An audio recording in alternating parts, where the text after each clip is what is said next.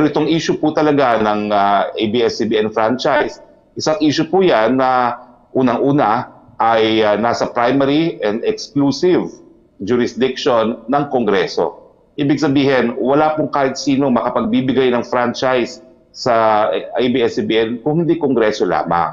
At ang paninindigan ng Presidente, kung nakuha naman po ng Kongreso na magpasa ng resolution, na humingi sa NTF, na magbigay ng provisional authority, bakit hindi na lang magpasa ng batas na nagbibigay ng franchise sa ABS-CBN? Naniniwala po kami na ang franchise bill naman po ay isang, kumbaga, bagamat ang gagaling sa Kongreso, isang pribadong bill, at kayang gawin nila yan kung na sa lalong mabilis na panahon. Hindi naman po ma-endorse yan ng Presidente as urgent dahil meron nga pong private interest dyan at talagang hindi po ginagawa ang pag-certify as urgent ng mga franchise bills. No? So intindihin nyo po, kahit gusto po na makapagbigay ng prangkisa ang Presidente mismo, wala po siyang ganyang kapangyarihan. Pagdating naman po sa National Telecoms Commission, totoo po na yung batas na nagbumuo ng DICT, nasa ilalim po yan ng DICT. Pero nakasaad din po sa batas na yon na ang DICT ay nakadikit lamang, ang NTC ay nakadikit lamang sa DICT para po sa mga polisiya, no, at mga programa. Pero ang NTC po bilang isang quasi-judicial body ay hindi po pwedeng nadiktahan ng DICT. Kaya po yung ating kalihim na si dating Senator Greg Onasan, gustuhin man nang sabihin ng Presidente na diktahan mo yung NTC, illegal po yan. Dahil merong quasi-judicial power ang NTC, hindi po dapat pinaghihimasukan ng kahit sino. Kung ang Presidente po ay makikialam dyan sa NTC, ito po ay krimen, no? Ito po ay paglabag doon sa Code of Conduct for local officials at labag din po ito sa anti-graft, no? So hinahayaan po namin ang NTC na magdesisyon. Ang ating pakiusap po ngayon ng Presidente sa kanyang mga kakampi sa Kongreso dahil ang talagang paninindigan ng Presidente, tanging Kongreso lang ang makapagbibigay ng prangkisa. In session naman po ang Kongreso, halos isang buwan naman po ang session ng Kongreso, na-aproban na nila ang kanilang House rules na nagmamandato na pwede na sila magkaroon ng session na on the internet. So ang paninindigan ng Presidente, neutral po siya dyan. Huwag po kayong mag-alala, mga congressmen. Hindi po magagalit, hindi matutuwa ang Presidente kung kayo po ay ipasa ang ABS-CBN. Completely neutral po ang Presidente dyan. Vote as your conscience dictates. Hindi po maghihimasok ang Presidente sa inyong desisyon. Pero ngayong bukas po ang Kongreso, talaga pong Kongreso ang dapat magbigay ng prangkisa sa ABS-CBN. Yes, Secretary, bago tayo tumanggap ng mga tanong mula sa ating kasamahan sa media, any latest na announcement o pahayag ng Palasyo ng Malacanang tungkol pa rin sa paglaban natin sa COVID-19, Sec? Well, medyo madami po yung mga guidelines na na-aproba. Siguro po, isasabukas ko na lang po yan sa regular press briefing natin. No? Pero nagsumiti na po ang DTI, ang DOLE, ang DOH at DPWH ng kanilang mga guidelines para sa GCQ. Pero isasabukas ko na lang po yan at dahil sabi ko nga sa aking opisina, gumawa tayo ng mga infographics na mas madali matandaan ng ating mga kababayan. Okay. Tanong, Secretary Roque from Alexis Romero of Philippine Star. Ang tanong niya, is it prudent to shut down a station that employs 11,000 people at a time when we are grappling with a pandemic and billions are being spent for millions of households sidelined by quarantine? Reaksyon niyo po. Siguro hindi nga po prudent, no? Pero ang decision po yan ay tanging NTC lang ang po pwedeng gumawa. Uulitin ko po dun sa batas na bumuo ng DICT, linipat po ang NTC sa ilalim ng DICT, pero meron po siyang complete independence kapag siya po ay nag-exercise ng quasi-judicial powers. Siya po ay nasa ilalim lamang ng DICT for policy and program purposes, pero yung kanyang gawain bilang isang quasi-judicial bodies, hindi po dapat paghimusukan ng DICT at lalong-lalo na ng Presidente. Ganon din ang tanong ni Arian Meres of ABS-CBN Online, Sec, no? What is the President's reaction to ABS-CBN going off air? Ito yung natanong na natin kanina at nasagot mo na rin. How does he view the NTC cease and desist order? All right. It is perfectly within the powers po of the NTC to issue the cease and desist order. Nagkaroon po ng interpretasyon ng NTC na hindi po pwedeng bigyan ang lapse na prangkisa ng provisional authority dahil meron namang sapat na panahon para nakuha sana ng ABS-CBN yung kanyang prangkisa, no? Pero hindi nga po nakuha, no? At saka ang Kongreso naman, yun nga po aming posisyon, no? Kung nagawa nilang gumawa ng resolution na nag-aatas sa NTC na mag-issue ng provisional authority, siguro po kaya nilang gawin within the 1 month na in session po ang Kongreso na magpasa na ng franchise bill ng ABS-CBN. Uulitin ko po sa mga kakampi ng Presidente sa Kamara, neutral po ang Presidente, you can vote as you please dahil sa mulat-mula naman po, talaga naman po hindi naman siya naghihimasok, hindi po siya nagdidikta.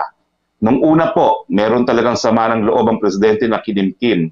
Pero na humingi na po ng tawad si Ginoong Carlo Katigbak, nagpatawad naman po ang Presidente. Gaya ng humingi naman ang Presidente ng tawad dun sa dalawang grupo ng kumpanya kahapon lamang. No? So sana po makarating ang mensahe sa mga aliado ni Presidente sa Kongreso. Okay, Sec, from Tricia Terada of CNN Philippines, ano raw ang plano ng pamahalaan, lalo na sa mga displaced workers ng ABS-CBN? They now add to thousands of Filipinos na nawalan ng trabaho in the middle of COVID crisis. Tatawagan po natin mamaya ang kalihim ng DOLE. Ang alam ko po kasi yung programa for SME dapat continuous ang employment, pero dahil itong pangyayari naman po na nawalan sila ng trabaho na hindi naman nila dinais, no? Hindi naman sila nag-resign at hindi naman po voluntarily shutdown ng ABS-CBN, baka maipasok po natin sila doon sa programa ng SMEs para makakuha po sila ng panandaliang 2 buwan na ayuda. Okay, from Vergil Lopez of GMA News Online, Sec, how will the shutdown of major broadcaster ABS-CBN affect the dissemination of information ng COVID-19 response and other government policies? Siyempre po, nalulungkot din kami dahil nabawasan yung magkikerry ng laging handa at magkikerry ng presidential press briefing natin at bibigay ng balita sa ating mga kababayan. Pero inaasahan po namin ang PDV4, ang GMA, ang CNN, ang ABC5, hindi naman po magkukulang sa kanilang tungkulin at pupunaan po kung ano man ang dapat punuan dito sa pangangailangan na mag-disseminate ng information. Okay, from Bella Carriaso of Bandera, can we also ask the alleged pressure of Solgen Calida to the NTC that led to the issuance of the cease and desist order? Sec. Alam niyo po, tapatan. Hindi po nag-influence si Calida. Sumulat po siya, that's in due course of his job. He is perfectly within his right to write. Pero kung titignan niyo po yung NTC talaga, the law says it is independent when it is exercising quasi-judicial function. At tapatan. Yung chairman po ng NTC, ilang presidente na po ang pinagsilbihan niya. Wala pong po pwede magsabi na nadidiktahan itong si Chairman Cordova. No? So, tingin ko naman sa tagal na panahon na nandyan siya, wala makapagsasabi na nadidiktahan si Chairman Cordova. From Rose Novenario of Hataw, ano ang mensaheng nais ipahiwatig ng Administrasyong Duterte sa pagpapasara sa ABS-CBN? Kung hindi ito panggigipit sa malayang pamamahayag, ano po raw ang tawag nito, Sec? Pero inabot na nga po ng indulto, nakatali po ang kamay talaga ng Presidente. Kung meron pong makapagsasabi na may kapangyarihan ng Presidente na magbigay ng franchise, pakita nyo lang po sa amin sa provision na yon at mag-i-issue ang franchise ng Presidente. Pero dahil wala nga niyang kapangyarihan ng Presidente, kapag siya'y at ginamit ang kapangyarihan ng executive ng buong presidency para mabigyan ng prangkisa, krimen din po yan, usurpation. ang tawag pong krimen dyan because it's a power exclusively lodged not just in Congress of the Philippines, but the initiation is exclusively lodged with the House of Representatives in particular. So, pag-intindi lang po, no? Kasi kung talagang kakayanin ibigay ng presidente mismo ang prangkisa, bakit hindi? Kung kakayanin naman ng NTC magbigay ng provisional authority na wala pong prangkisa, bakit hindi? Ito po kasi yung pagkakaiba. Nung ako po yung congressman, nakaupo rin po ako dyan sa Committee on Franchise dahil Deputy Minority Leader ako. Yung mga nag-a-apply po, binibigyan, sa kauna-unahang pagkakataon, no? Binibigyan po sila ng provisional franchise kasi bago sila na kinakailangan patunayan yung kakayahan. Ang pagkakaiba po sa ABS-CBN, hindi siya bago, pero ito pang binanggit ni Presidente, meron pang ang warrant of petition na pending na dapat i-consider siguro, no, ng mga mambabatas din. No? Kaya siguro nahirapan ang mga mambabatas magdesisyon kung dapat bigyan ng renewal o hindi. Siguro ilan sa kanila nag-aantay din sa desisyon ng Korte Supremo bago magdesisyon. Pero kung ano man ang nangyari, hindi po talaga nakakuha ng prangkisa. Wala po talaga sa saligang batas na nagsasabi na pwedeng magbigay ng prangkisa or even provisional authority ang presidente mismo. Kung meron po sa kahit sino sa media na magpapakita ng legal provision kung saan pwedeng mag-issue ang presidente mismo ng provisional authority, ipakita nyo lang po yan. I guarantee you, within 5 minutes, mag-i-issue ang presidente. Pero wala pong ganyang provision of law. Kaya po, hindi po makagalaw ang presidente. Ano po reaksyon ninyo, Sec, dito sa magkakasalungat na payag ng Justice Department at ng Solicitor General bilang abogado ng pamahalaan? At una nang sinabi, bata ito sa aking nabasa sa mga balita online sa social media na sinasabing ang DOJ stands by its position na may sufficient equitable basis na payagan ang broadcast entities na i-continue ang pag-operate while the bills for the renewal of their franchise remain pending with Congress. Yan po yung stand ng DOJ.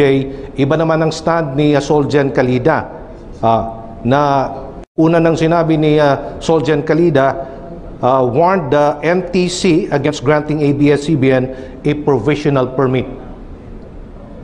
Ang presidente po, ang kanyang leadership style, hindi niya dinidiktahan ang mga gabinete kung anong gusto nilang sabihin. Hinayaan po ng presidente magsalita, pareho po si Solicitor General at si Secretary of Justice. Wala po siyang kinatigan. Bakit po? Hindi niya sinabi na tama si Solicitor General, hindi niya sinabi na tama si Secretary of Justice, hindi niya sinabi kung sino ang mali. Ang sa kanya lang po, wala akong magagawa dahil ang NTC po ay quasi-judicial body, siya ang magdidesisyon kung siya ay dapat mag-issue ng provisional authority at sa batas na bumuo sa NTC, nakasaad talaga na walang dapat maghimasok. In fact, sa apila, ang apila sa desisyon ng NTC, hindi po sa Office of the President. Diyan lang po siguro na we will differ with Secretary Guevara kasi sabi niya, as the Chief Executive, po pwede niya, he supervises all offices in the executive branch of department, with the exception of those exercising quasi-judicial functions. So that is where we differ with Secretary Guevara, no? Dahil malinaw po na lahat ng apila sa desisyon ng NTC, hindi po sa Office of the President. Totoo po, napakadaming opisina within the executive na kinakailangan dumiretso sa Office of President na apila. Hindi po isa yan, hindi po isa dyan sa mga opisinang yan ang NTC. Sa korte po ang apila sa desisyon ng NTC dahil nga po quasi-judicial body. Ang presidente po ay abogado rin. Hindi naman po pwedeng magpapadisbar siya dahil paghihimasukan niya ang desisyon ng isang quasi-judicial body. Hindi naman forever ang pag-shutdown ng ABS-CBN dito, Sec, no? May mga available legal remedies na pwedeng i-resort ng ABS-CBN dito? Gaya po ng sinabi ko, ang remedy po, bukas ang Kongreso. E di, Kongreso po ang kalampagin ng ABS-CBN dahil talagang Kongreso lang po ang po pwedeng mag-issue ng prangkisa. At kung di naman sila happy nga sa desisyon, pwede man sila kumuha ng TRO sa Court of Appeals o di naman kaya sa Supreme Court dahil nga po lahat ng apila sa desisyon ng NTC sa korte po yan, hindi sa Office of the President. Patunay na hindi po pwedeng manduhan, diktahan ng Office of the President ang NTC while exercising quasi-judicial powers. So balinaw dito, Sec, na pribilehiyo itong franchise hindi karapatan, no, na pwedeng na nire-raise ng ABS-CBN na ito'y pagsikil sa karapatan ng pamamahayag. Well, alam niyo po, gaya na aking sinabi, I completely understand po kung ano naman ang sentimiento ng ABS-CBN, no?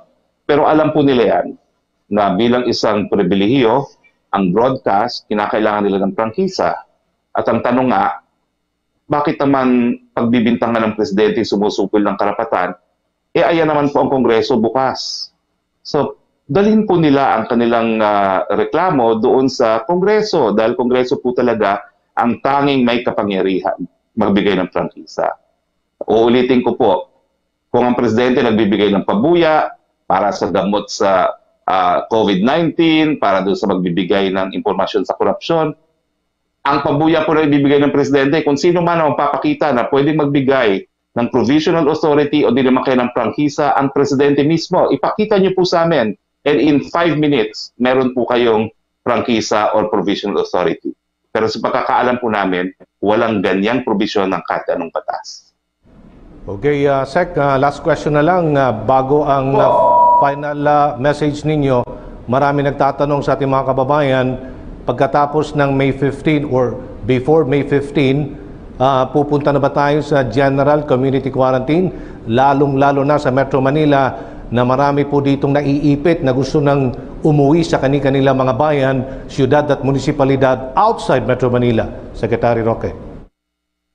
Iyan po ang dinanais ng lahat, no? Nang kahit paano makabalik na sa normal, makapaghanap buhay na.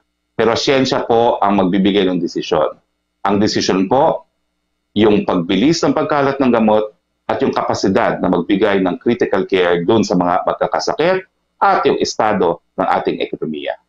So yun lang po mga kababayan, talaga naman pong nalulungkot din kami na nawala isang ating katulong, ating kasama na pagbibigay serbisyo sa ating taong bayan.